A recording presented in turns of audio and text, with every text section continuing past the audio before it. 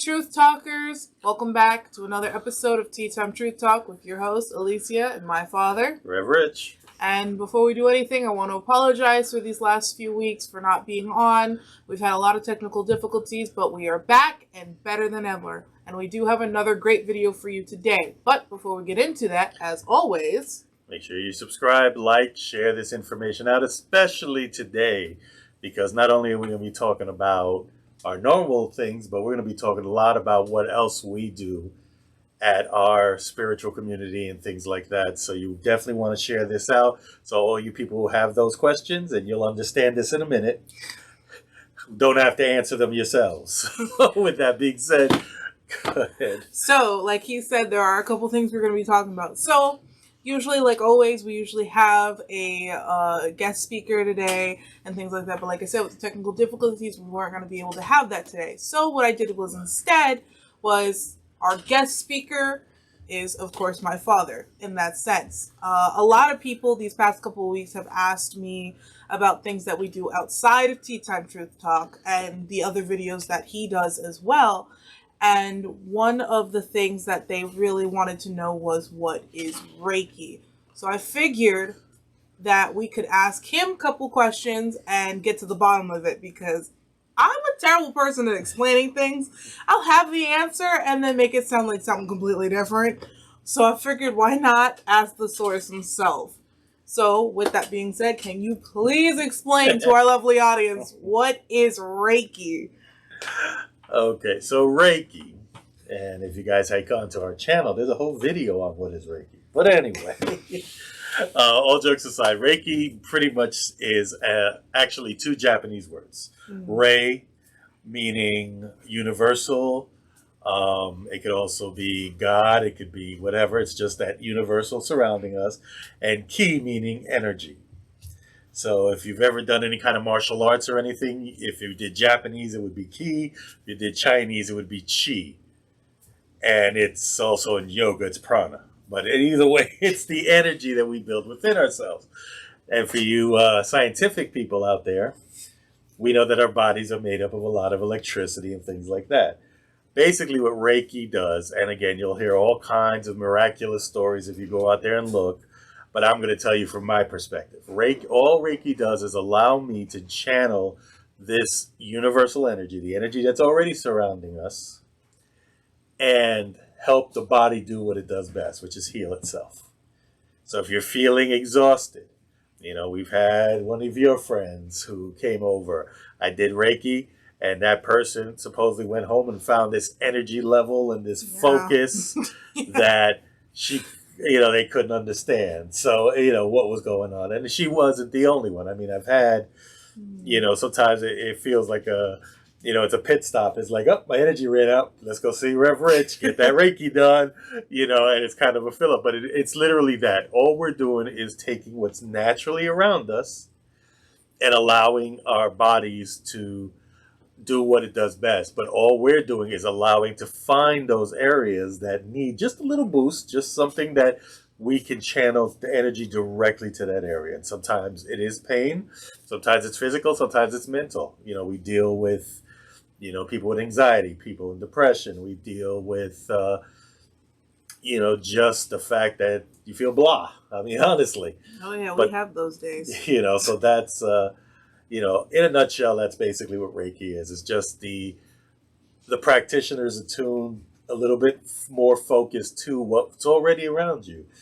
I think the best way to explain it for those people who are now looking at me like I'm crazy is if you ever hug somebody you love. Let's say it's your parents. It could be your boyfriend, girlfriend, doesn't matter.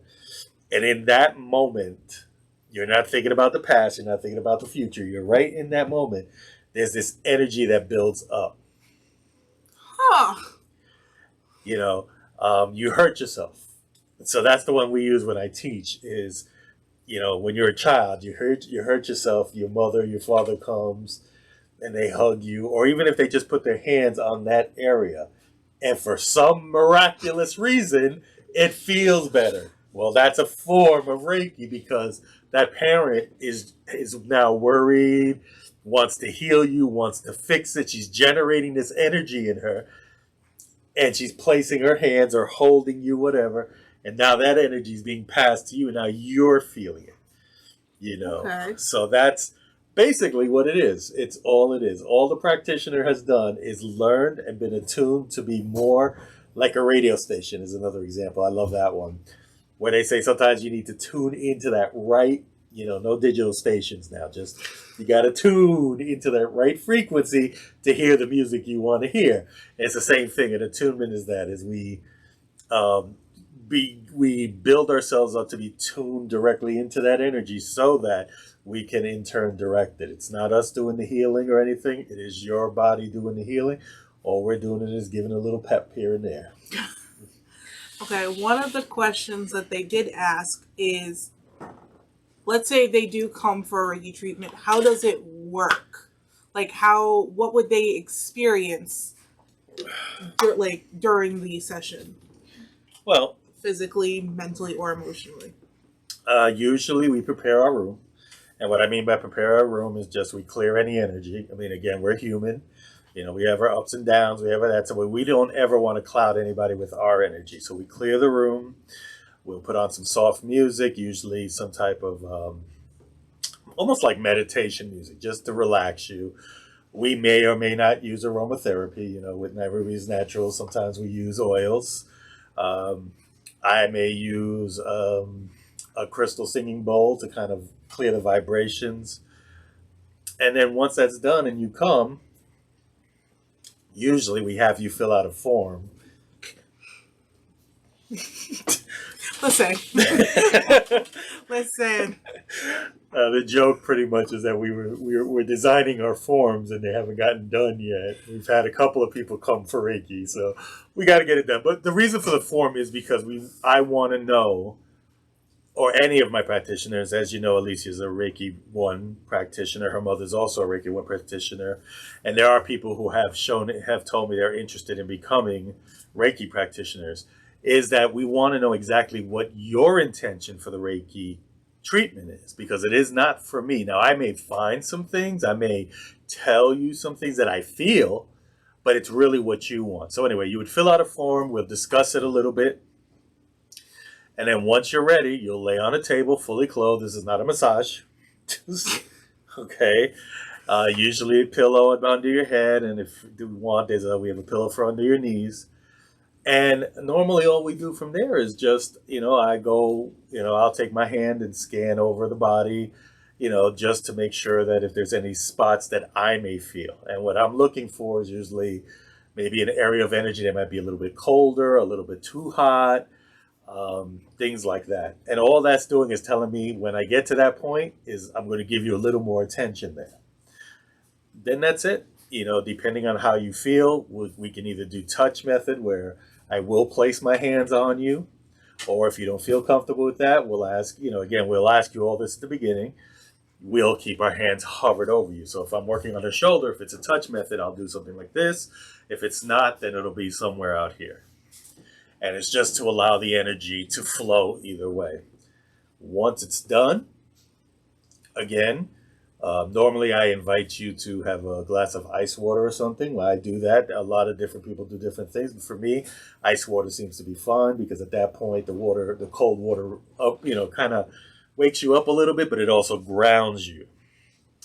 And then that's it. We'll discuss what you felt and see if you have any questions. If not, then we book our next session and we go from there. Okay. Another question they did have was, what are the benefits? I know you touched on it a little bit in your explanation, but what are like the big benefits or the main benefits that you would get out of Reiki? That's, again, it's the intention. We think about, you've had me do Reiki on you. What were the benefits you got from it? There's too many stories.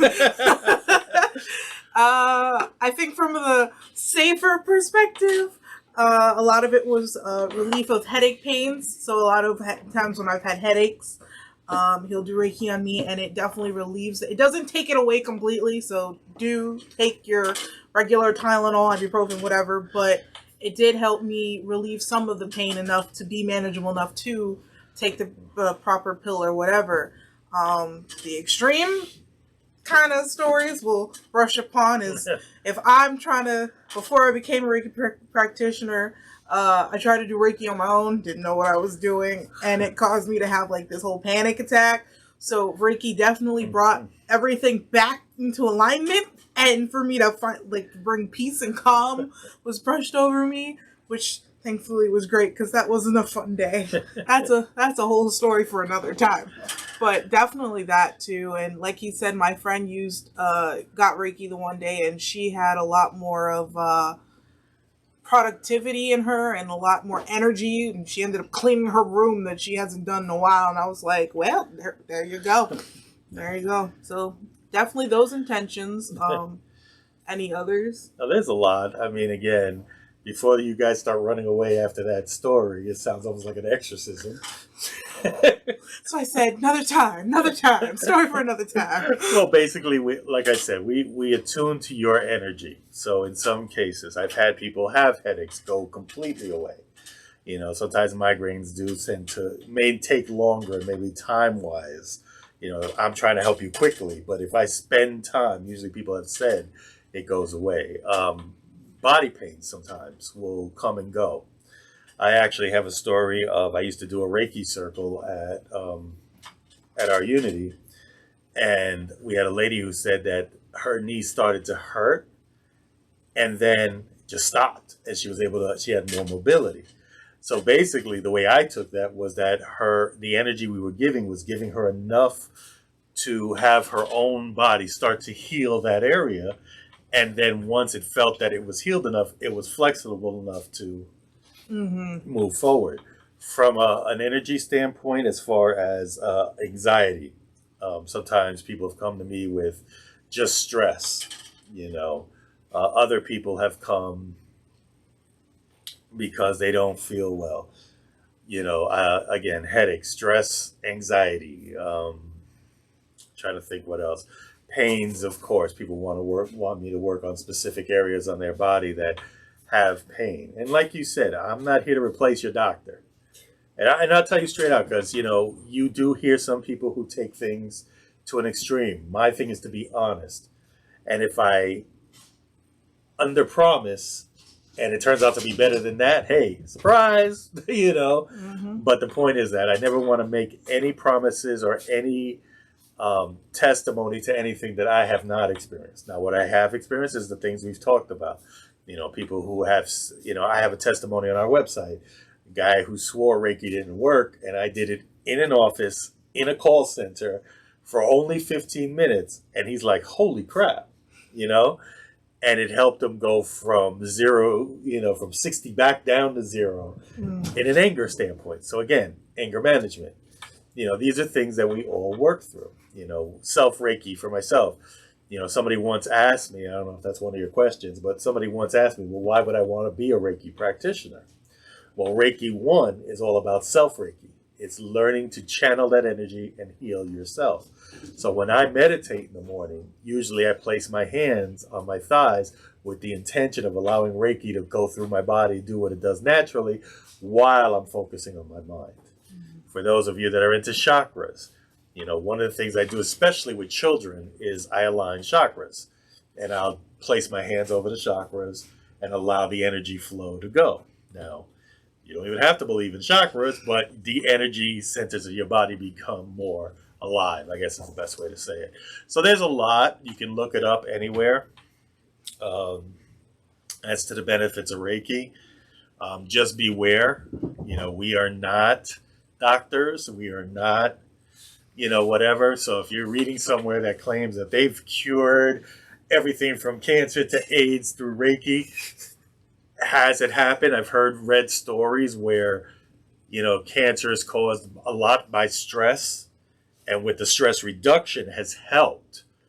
So again, I'm a believer in everything. I don't know. I've seen so many things in my life outside of this that I can't explain. So I don't know, but I'm telling you from my point of view. So I don't ever let anyone tell you that, you know, anything we do, whether it's Reiki, sound bathing, anything like that, that it's a all-out cure-all.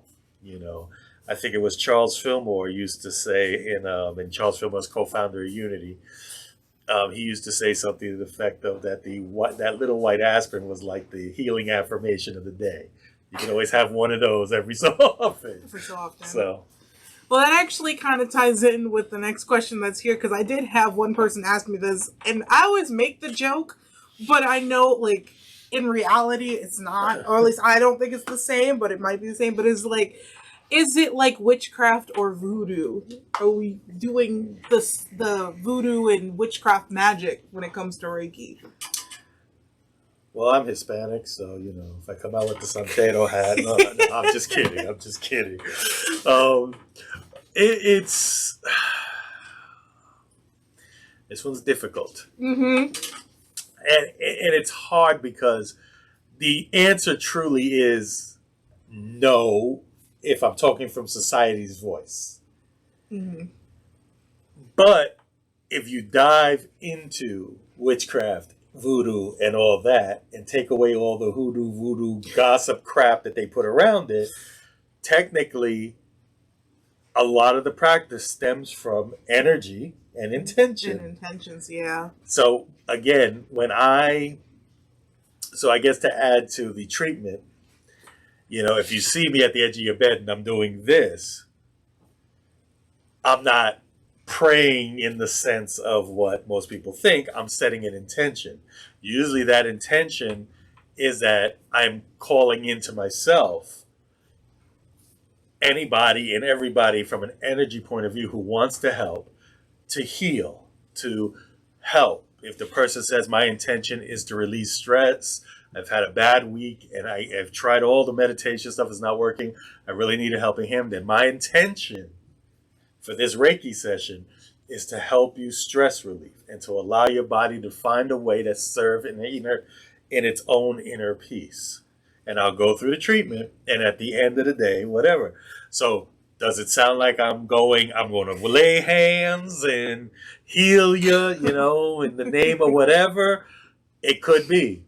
So I told that to someone else recently that had asked me about negative versus positive, witchcraft and stuff like that. It's like, I don't believe in the labels. I believe that whatever the intention is. So if you practice any of those things and you sit there and go, well, I want so-and-so to bend over backwards and crack his spine and blah, blah, blah because he pissed me off, that's your intention. If it happens that way, don't call me. I'm just saying. We didn't do it.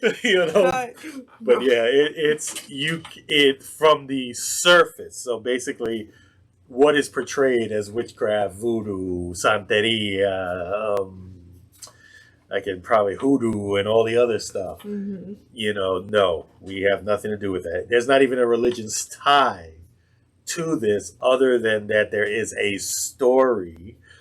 And again, that wasn't proven either.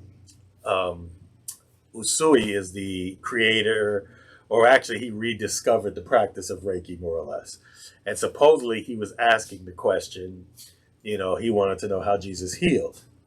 And in his intuition and working through it, he found how to channel this energy and discovered this energy. So again, it's one of many stories of how Reiki came about. But it shows you that it is based on intention. It's not about, we can label it voodoo, hoodoo, whatever. It is literally at the baseline, we're all pretty much doing the same thing as long as our intention is set for the positive outcome of that person, that situation, whatever it is. Because there is an advanced level of Reiki where you can start, you're not manipulating, but more or less sending energy to past, present, future, helping with child trauma issues, things like that. Again, I've not dealt with that per se, other than, distant Reiki, which is a whole show on its own. But no, the simple answer is no. We are not, and like I said, no voodoo, no hoodoo, but at the same time, nor are we religious tied to any religion. We are just energy workers who is looking to help you in any way we can. Yeah, when they asked me that question, I was like, I don't want to say yes because it's no, but at the same time, who knows? But to So that pretty much sums up a lot of the questions for Reiki. Now, if you guys have any more questions, you can always message me or message him. And we do have a website with Every Encounters. Yes, with everyencounters.com. Figured it out. No S. Everyencounter.com. Really? Yeah. Oh. See how much I know. You learn something new every day. And if you want to specifically go to the Reiki page, it's ReikiEncounters.com. Yes, and there you'll find a lot more information in detail. And if you are interested in getting your session up below, there is a place where you can message what you want, things like that, and we can most certainly help you out there.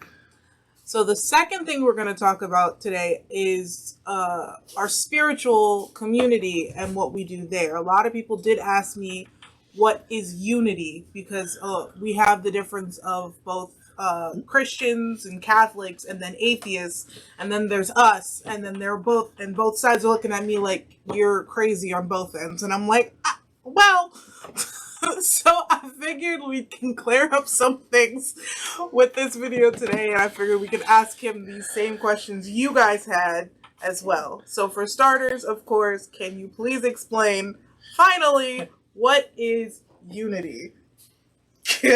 we teach an 8-hour class on this, just to let you know. So we can shrink it. Summarize. You know what? I heard this years ago from my mentor in Unity, Reverend Ogun Holder. And he said that unity is for people who want to be Buddhist, but are not ready to let go of Jesus.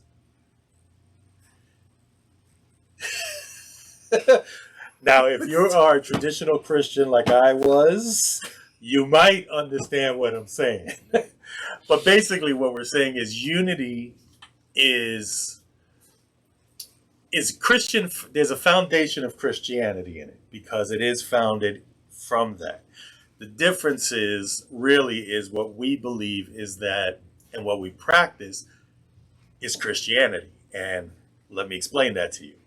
So one of the biggest things is that when we go into a lot of traditional Christianity, we study, we read the Bible, we take the Bible literally, we worship, whatever it is that, you believe in. And pretty much we hear it and we do just enough, and we allow ourselves to move outside of ourselves looking for something. Okay, nothing bad. I'm a true believer, and there's a Ram Dass. Yeah, you can look up who he is. Mm-hmm. And he always said that. He goes, we're all just walking each other home, because when we go to every religion, you could actually find a common thread, even though names may be different, practices may be different, beliefs may be different. There's a common thread through all of them. Why I like unity is because we celebrate every one of those common threads. We believe that Jesus is the greatest example of an enlightened human, someone who was able to tap into his divinity and teach the world how to be their true selves. So we believe Jesus was a great teacher. We call him our brother, our way shower. Our job here is to practice Christianity. So it's not enough to just sit there and say, okay, well, Jesus said X, Y, Z. It's Jesus said X, Y, Z. Let's go out and do this. There is a scripture that, I'll be very honest with you, in my many years as a Catholic, never heard, which is where Jesus turns to his apostles and says, you can do all that I can do, and so much more. And when I heard that, and I was listening to Wayne Dyer at that point, I'm like, really? And I opened up my Bible, of course, because I got to prove that it was right. Found the verse, really started to read before, after to understand it.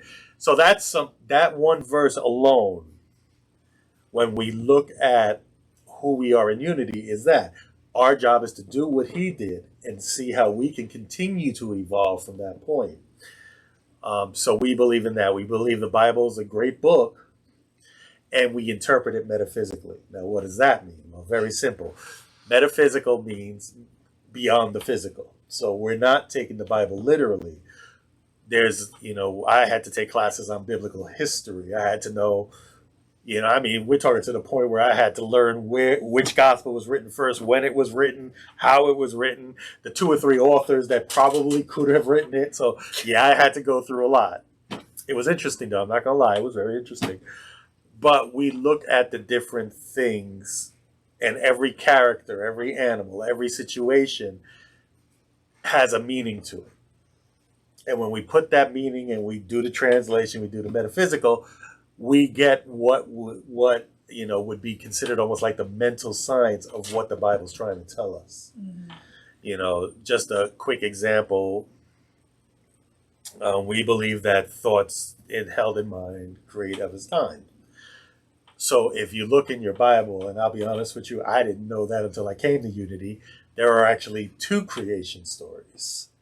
So when you read the Bible and open up to Genesis, you'll read the creation story, and then it's almost like deja vu, you're reading it again. Charles Fillmore taught that he believes that everything we do, so I'm giving you a little quick lesson here. Everything we do, of course, starts in your mind. The chairs we're sitting on, this table, that laptop, the video camera we're talking to, the lights that we're using to light our room up, everything starts as a thought.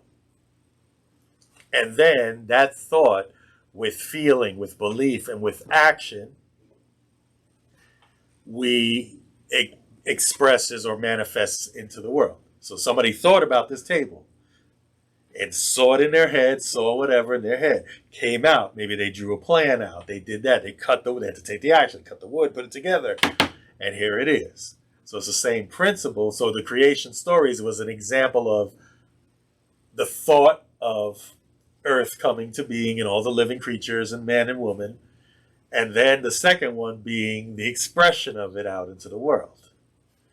So that's, again, just one quick example of metaphysical love. Another one that we like is where Jesus was asked, this is something I've done a whole talk on, where Jesus, he's asked, what are the greatest commandments? So if you're, again, practicing Christian, if you're Jewish, you already know about the 10 commandments plus all the commandments in Leviticus. And Jesus said, well, love your God with all your heart, with all your whole soul, with all your strength, and love your neighbor as yourself. And my talk actually goes, well, if you pay attention, he's telling you a third commandment. And it's literally love your God with all your love, all your soul, all your strength. Love your neighbor and love yourself, because you can't love your neighbor unless you love yourself. So again, from a metaphysical point of view, that's how we see that. You know what I'm saying? Why do I feel like that whole thing was in the movie Godspell?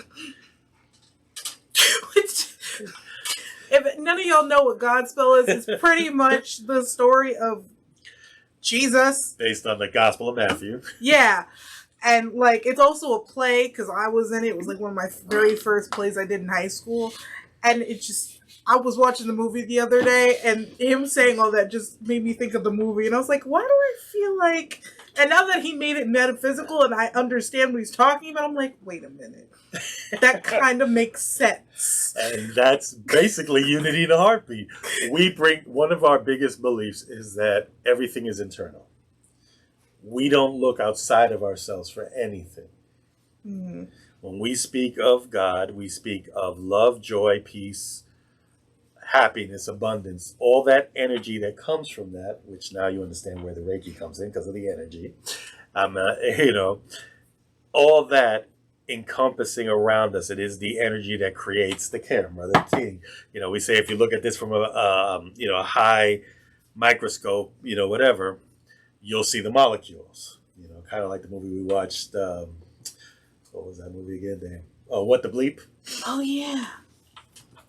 So, we believe that everything's internal. One of the hardest things in unity is exactly that, is radical responsibility. Because now we have no one to blame. It's not God's fault. It's not Jesus' fault. It's not Buddha's fault. It's not any of the other ascended masters' faults. It is not her fault. It is not anyone's fault. It is my fault. It is based on the choices that I make. that, now I don't know if I want to jump because we do have 5 principles we live by. Okay. So Unity breaks it down. So there's a lot that we learn, especially a minister. It's 4 years of ministerial school. I probably took about 6 or 7 years to finish it. But, Unity breaks down all the teachings into 5 simple principles.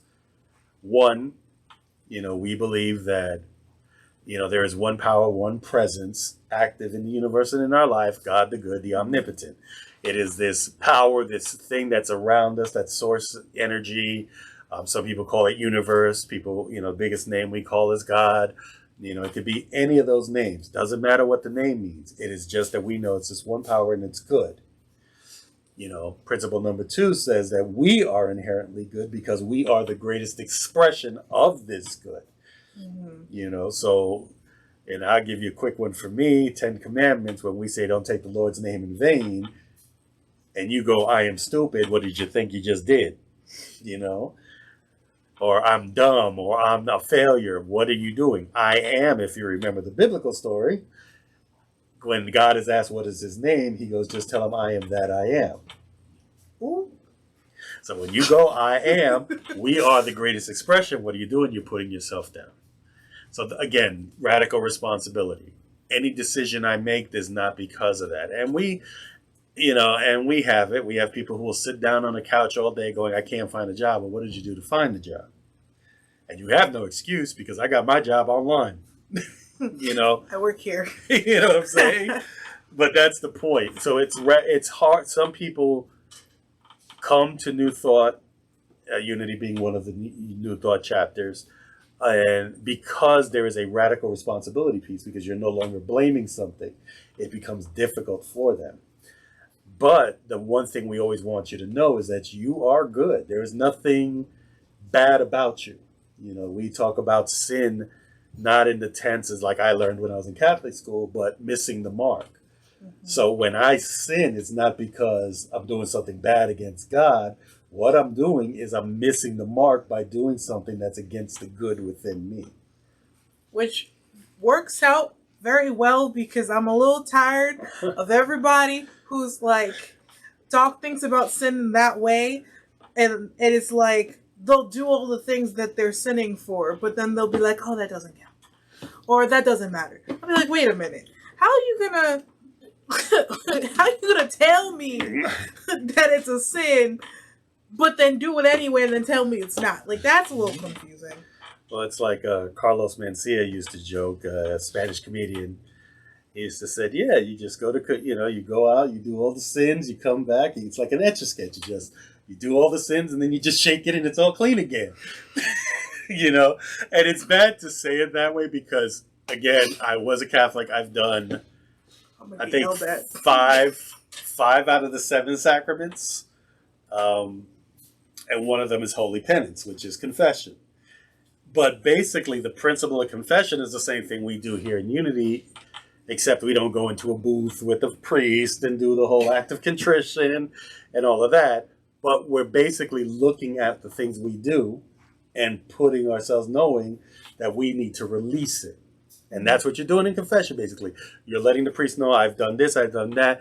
And he gives you, and I hate to say it this way because a lot of people don't get mad, he'll give you say the 10 Our Fathers, Hail Marys. Basically, he's giving you a mantra to quiet your mind, to stop beating you up. Because that's what you're doing. Ooh. I mean, think about it. Most mantras are, it could be, so we'll take some of the Hindu mantras like the one I was practicing, which is, Om Namo Shivaya. Mm-hmm. So you would just over and over again, Om Namo Shivaya. Everybody who's ever watched the Tina Turner movie has heard the Nam Myoho Renge Kyo, which is a Buddhist chant. You could be doing, we've done this one, which is a ninjutsu one that I learned from Stephen Hayes, which is just breathing in here, breathing out now. Those are mantras. So think about it. If I'm going back to prayer and I'm a kid, you think I'm going to sit there and go, Our Father who art in heaven, have to do that? No. It's Our Father who art in heaven, hallowed be thy name, the kingdom come, thy will be done on earth as it is in heaven. Give us this day. Right. And you got to add some Hail Marys to that, So this is where I say that common thread comes in. So when people are like, oh, well, that's why I don't like being this XYZ religion. Why? There's beauty there. And there are lessons there. What I will tell you is Charles Fillmore and Myrtle Fillmore, when they started Unity, it wasn't supposed to be a spiritual center or a church or anything. Basically, it was everybody went to their churches. Everybody went to Protestant, whatever it was. Then they got together later that night and they talked about stuff. So if you came back and the priest was talking about the prodigal son, and for those who don't know the story of the prodigal son, in a nutshell, son decides he wants to leave and take his inheritance with him, go to his father, says, I want to take my inheritance, goes out, blows it, whatever, this and that. Prodigal son ends up in bad stead. He talks about, there's a line that actually says that the pigs slop is eating more than that. That's in Godspell. Yeah, that's in Godspell. That's in Godspell. And when he comes back, his father welcomes him with open arms, throws him a party. He doesn't understand, whatever. There's a line in there that changed my life. He goes, he came in the midst of what he was experiencing, he came onto himself. He learned I had to come into me and say, wait a minute, what am I doing? And then, of course, you got the brother who's now pissed because he's like, look, I've been here doing what I'm supposed to do, yet you're celebrating him. And the moral is pretty much everything I've had has already been yours. So you're looking at everything from forgiveness to self-realization. And so this is where we talk about the metaphysical. We look at the story, and that's how Jesus taught. One of the 4 ways that Jesus taught was parables for that reason, because if he sat there and said, yes, the energy of forgiveness is blah, blah, blah, and with metaphysical, this, that, and that, exactly. Most people would look at him like, look, I don't know what they were selling down in the corner where he was time at. To go. Exactly. So he taught in parables, and that's why we say greatest teacher. Of course, Sermon on the Mount, blessed are those who are poor in spirit, for they will inherit the earth. That whole speech he does, that was his teaching moment, where he was, that would be like my Sunday lesson would be that. So let's continue. Number 3 is our thoughts create our lives. I'll use a story I told in one of my lessons. We'll do with Jesus now. I'm going to give you a little parable. But we talked about this in one of my talks. It's like a guy's on his porch in a new town, rocking, just enjoying a coffee. And if it's me, it's probably a cigar and coffee. And we're just sitting there rocking. Family pulls up. He honks the horn. He goes, "Hey, we're new in town, and I wanted to know, how the people here are."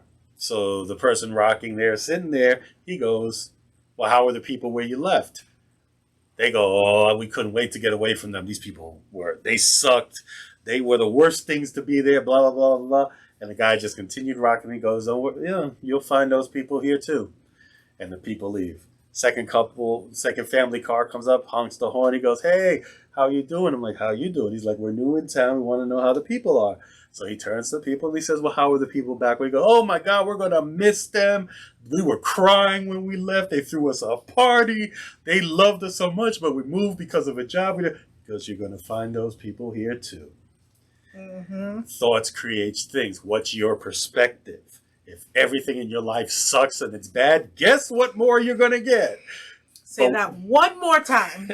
If you look at your life and everything sucks, everything's against you, everybody is against you, nobody loves you, that's all you're going to keep getting because that's all you can see. But when you turn your life around and say, "Hey, you know what? I just lost $500, but I'm grateful that that's going to help somebody else, and I've seen that money come back twofold."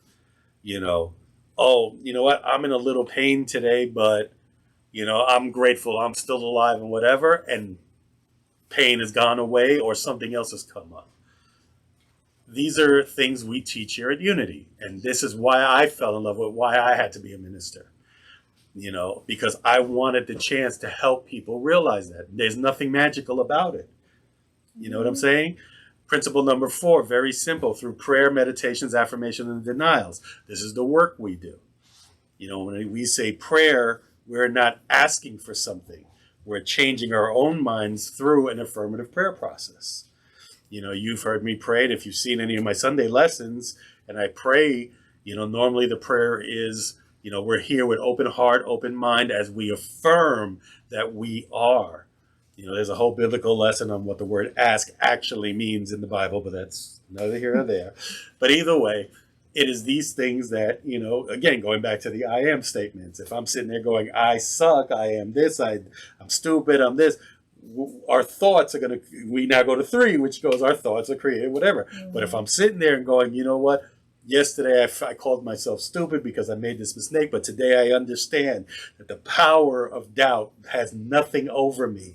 I am capable, I am love, I am happiness, and I know I can do this. Mm-hmm. And you keep repeating that self to you. It is not about belief, but it's about changing the programming in your mind so that next time it happens, your reaction is different. And finally, and most important for me, is principle number 5, which is principle number 5, which is you it's not enough to know the truth, but you must live the truth you know. Yup. And that's where we come in. If you ever read any of the older publications of Unity, you'll read something called Practical Christianity. It's about taking what you learned in your Christian churches and putting them into action. Not just, I'm a practicing Christian, but you're like, Alicia said a little while ago, you're doing everything against it. But that's okay, because I'm just going to ask for forgiveness as a God, and that's fine. But if you're repeating it over and over and over and over again, because asking for forgiveness is being truly sorry. And this is me going back to my Catholic school days. Being truly sorry for what you've done. And you're making an act of contrition to change your ways. In our church or in our spiritual center, our release is that we're releasing the power that negativity has over us, and we're replacing it with an affirmative statement. But we have to go out and live that truth. Do I falter and fail sometimes? Of course I do. And if you've heard my talks, I talk about failing forward. Do I get into that ego moment where, hey, look what I did, and then find out later, oh, damn, what did I do?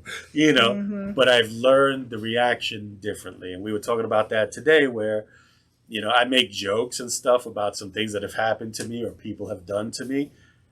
But when I go back to those days when it happened, I can tell that I've grown spiritually, or what we call spiritual maturity, because my reaction at that time was not what it would have been 10 years ago. Mm-hmm. So, yes, I know I talked a lot about unity, but go ahead. No, go ahead. Finish what you're saying. No. I was going to say I spoke about a lot about unity.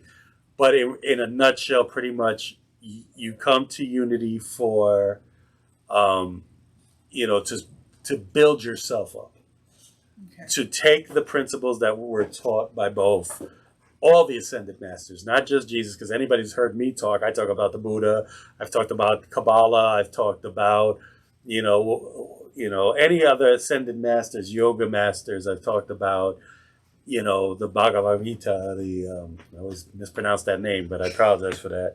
I've talked about, like I said, books to the Zohar, things like that,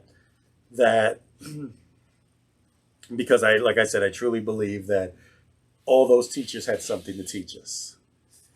And through that, we learn from each other and we bring ourselves up from there. But what's your next question? No, honestly, you answered all the questions, and I have to make the joke because it's like no matter what we talk about, whether it's you're answering questions or not, you always go into minister mode, and I love it. Sorry. It's so funny. It's so funny. That's why I was like, I'm gonna sit back. He's gonna take over today. That's him. All him.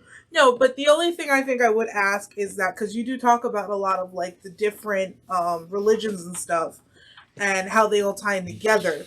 But what about, like, what would be a great reason to join Unity as a person who doesn't have a religion? Because I know at one point your friend, one of your friends had talked about how he came to church one day or to our spiritual center one day, and he said he loved the lessons, but he was still on the fence about the whole saying God and this and this and that. Now, it wasn't my conversation to know. I just kind of overheard, and I just remember that.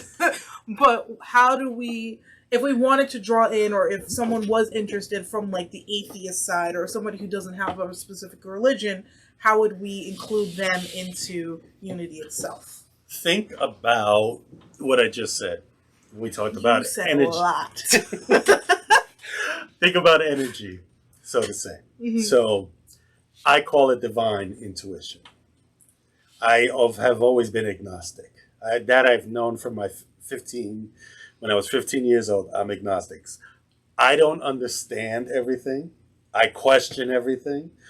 But I always believed there was something, a higher power that was out there. Something outside of me that was either energy or something that I didn't understand. So, from a person who doesn't believe in a God outside of themselves or any type of religion, they know what intuition is, that gut feeling, so to say. Mm-hmm. Where does that come from? It's an energy in your body that's tapping into something that goes, hey, why are we jumping off of this roof? What do you mean you're doing 150 miles an hour down a 25 mile per hour street? You know what I'm saying? You know it because if you're doing something wrong in your mind, and that's a whole other lesson too, if you're doing something and in your mind it's perceived as wrong, you're going to feel something inside of you. You're going to have this inkling like, oh, wait a minute, I'm not supposed to be doing this. And it's good and bad because sometimes that comes up when you're supposed to be doing something and you're like, because you're trying to stay comfortable.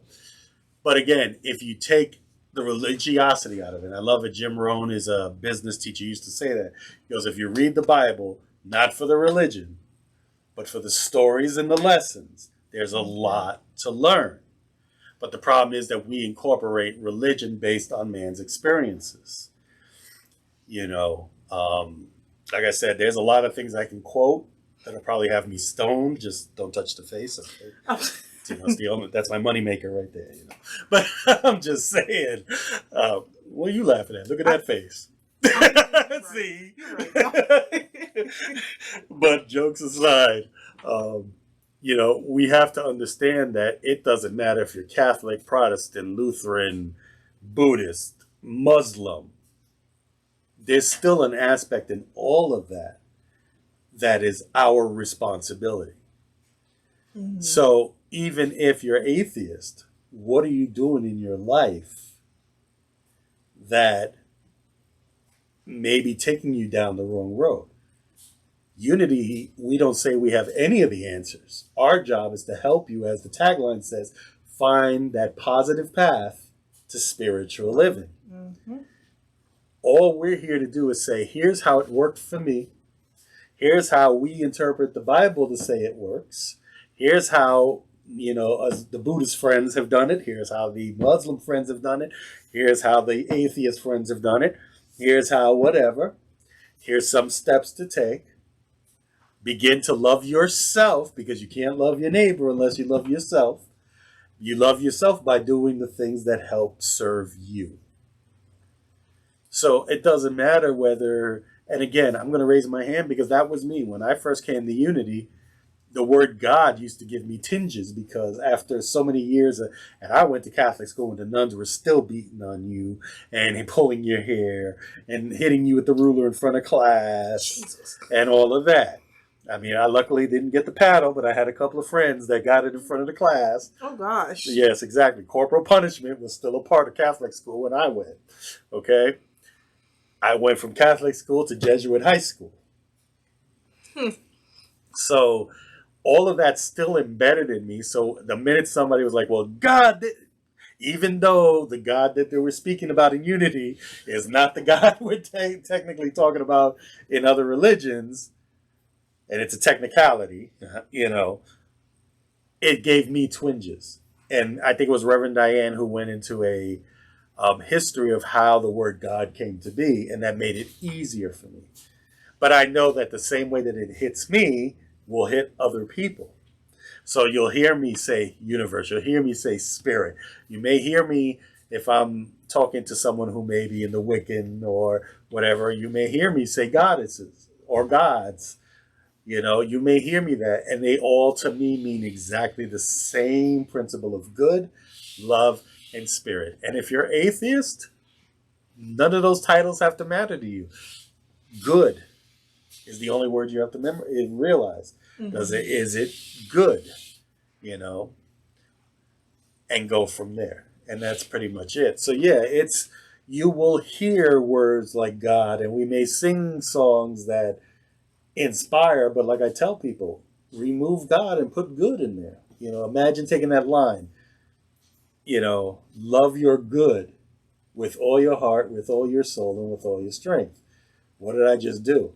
I want you to go inside of you, find the good in you, and love that part of you with all your heart, with all your soul, with all your strength. Now, because you've learned to do that, you can now love your neighbor as yourself. Drop the mic. Yeah, right? So that's for all the atheist people out there who, like me, came in and said, God, what? But no, all jokes aside, that to me is how I would answer someone who says, I'm not, and like I said, one of the other things that brought me to Unity was the fact that there was a Unity magazine that was geared to all the people that practice Unity. There was a Muslim imam. There was a Jewish rabbi. And they were all members of a Unity church back then. Now, I like to use spiritual center, but they were called churches back then. And they were all parts of Unity. They still went, had their, went to synagogue, went to the mosque, went to wherever. But because of the teachings in Unity, they were able to take what they knew and elevate themselves. Okay. I think what I got, because, I learn every time you explain this, is that we would give them the references of all different things. And then it's for them to interpret how they see fit. Exactly. Perfect.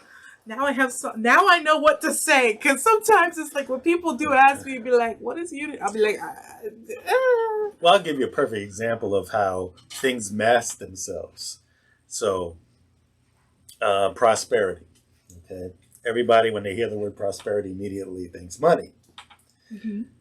So sometimes you'll hear, like, I think I got this from Reverend Ogun as well, where he changed the word from prosperity to abundance, because prosperity truly encompasses so much more. So you take a prosperity class and they have you do tithing, they have you do affirmations, they'll say things like money flows to me, blah, blah, blah, blah, blah. So you take a 10-week course. I mean, the first one is 5 weeks, but there's 3 parts to it. But we'll take the 10-week course, which is the middle one. You take this for 10 weeks. You've done this all over and then realize that it had nothing to do with money. Just think about it. Money flows to me easily and effortlessly every day. Love flows to me easily and effortlessly every day. Health flows to me easily and effortlessly every day. Happiness flows to me easily and effortlessly every day. Guess what we just taught you while you thought we were thinking about the Benjamins?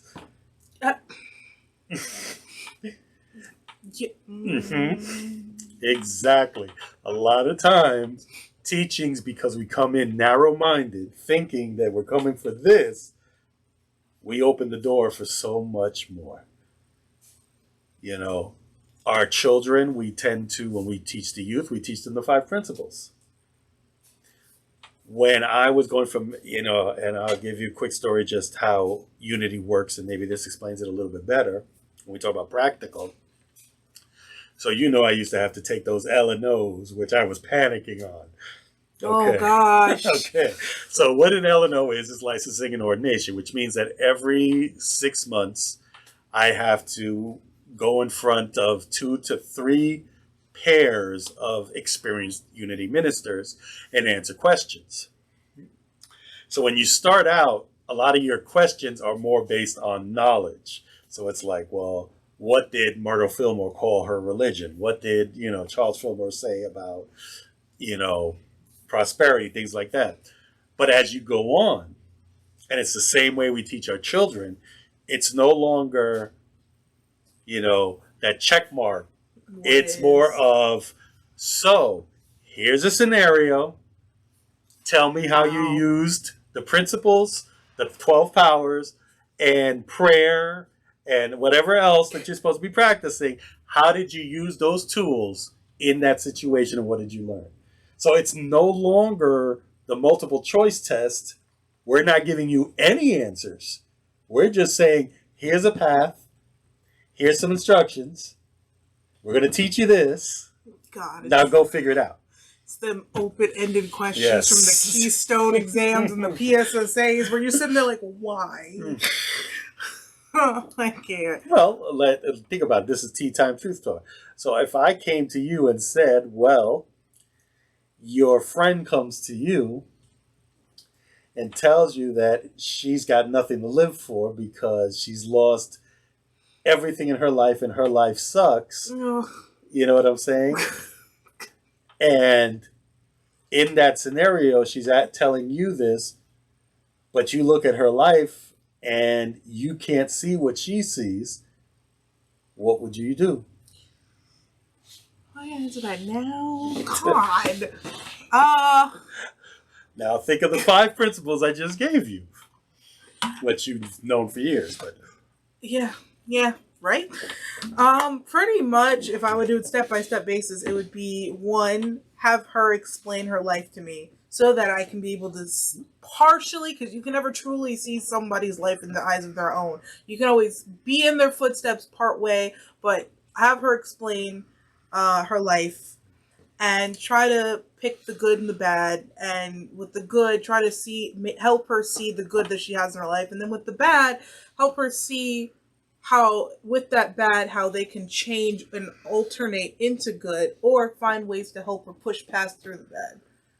Mostly because I've done that before. So whether that's the right answer or not, I don't know. It's worked in the past. well, the question always is there right or wrong? And in my belief, no. You gave her a path. In my book, you started off the way I would, which is tell me more about it.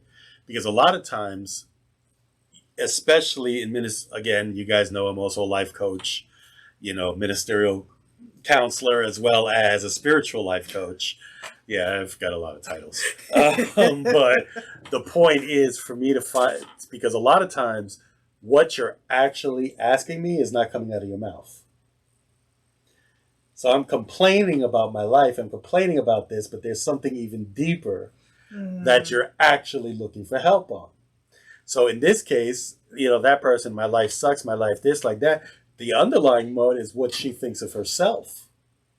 Remember what I said, everything is perspective. If I think I suck at everything, what do you think I'm going to attract to my life?